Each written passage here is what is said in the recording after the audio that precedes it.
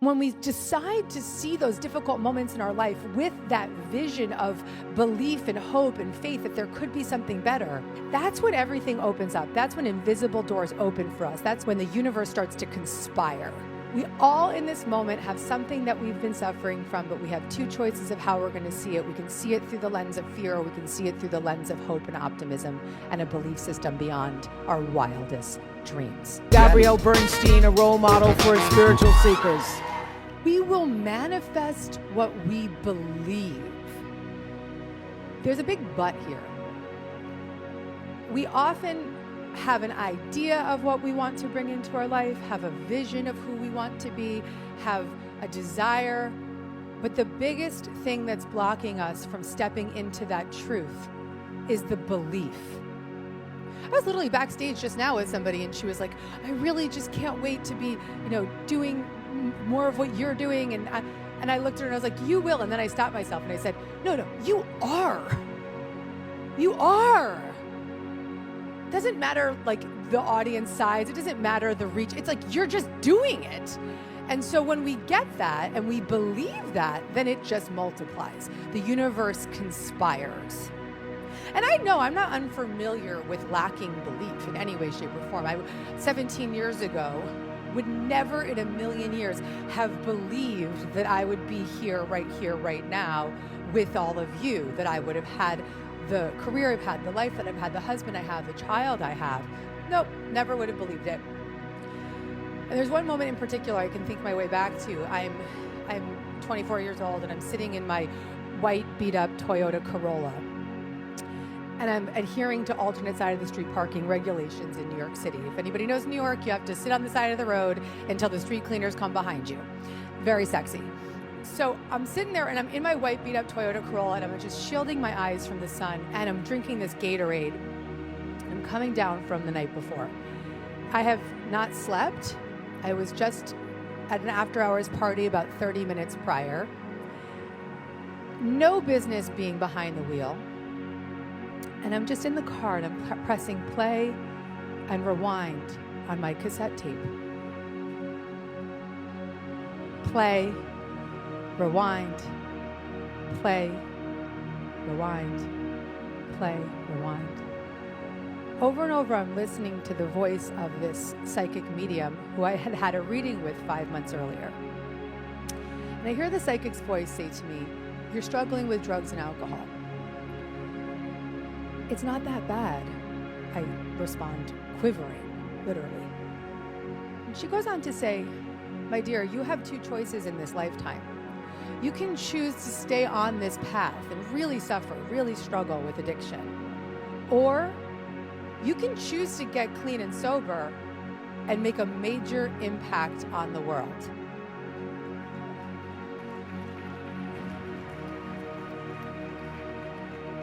Play, rewind, play, rewind. You can choose to get sober and make a major impact on the world. Play and rewind. You can choose to get sober and make a major impact on the world. And I feel her words and I want that truth, but I don't believe it. I don't have any proof of how that would be possible. I don't believe I'm worthy of that.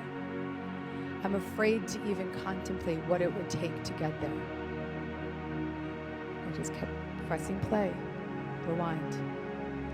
Then I noticed the street cleaners coming behind me, and so I have to move the car across the street. I park the car. I look outside my window and I see all these people with their shoulder bags and their coffees and their dogs, and they're all walking somewhere. They're going to work. They're doing something special in the world. And I'm going nowhere. I'm going nowhere. And I sit in that car and I just chug that final Gatorade. I throw the Gatorade bottle on the car. I step out of the car. I walk across the street to my studio apartment that's on the ground floor with the garbage cans outside the window. I get into the shower. The shower is kind of like crusty and moldy, and I just let the water just flush down my face. And I'm seeing this mascara just dripping down my eyes in the mirror. At which point I take some kind of downer just to fall asleep. And I get in my bed with that downer, waiting for it to set in. And I start to feverishly journal in my journal over and over and over again. Get sober and you can make a major impact on the world. Get sober and you can make a major impact on the world. Just over and over and over. And I hear the clanking noises of the garbage cans outside my window. It just gets softer and softer and softer. And the pill starts to set in. The anxiety will subside until I wake up later. I think my way back to that girl, 24-year-old girl, with a stack of self-help books next to her bed, her journal in her hand. And I can think about how her belief and her faith were stronger than her fear.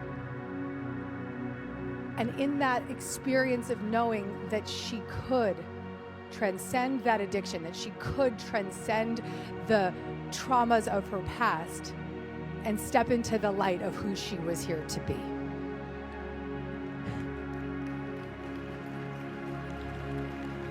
And you guys, I am so proud of her. I am so proud of her.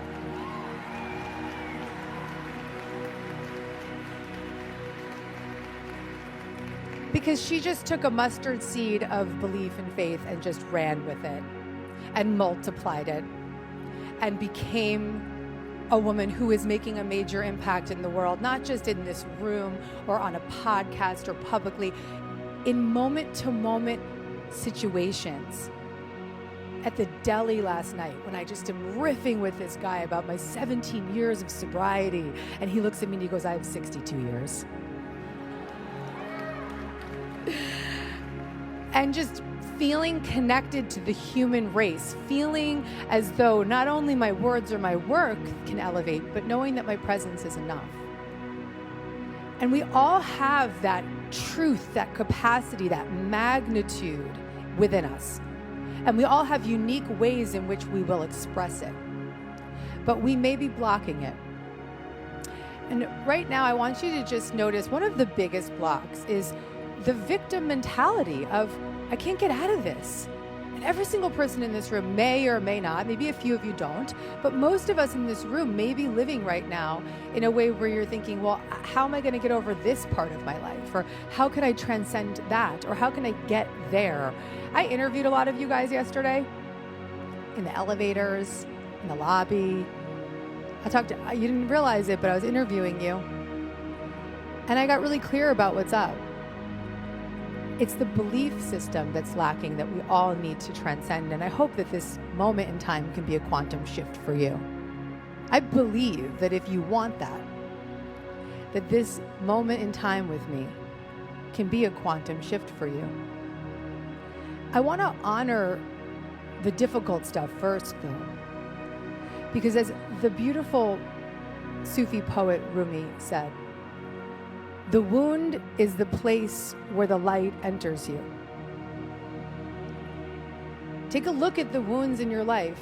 Maybe you could start to see that loss of that job as your opportunity to finally step into your entrepreneurial dream. Or you could see that divorce as an opportunity for you to get closer to your truth, heal yourself, love yourself more than you ever could have imagined.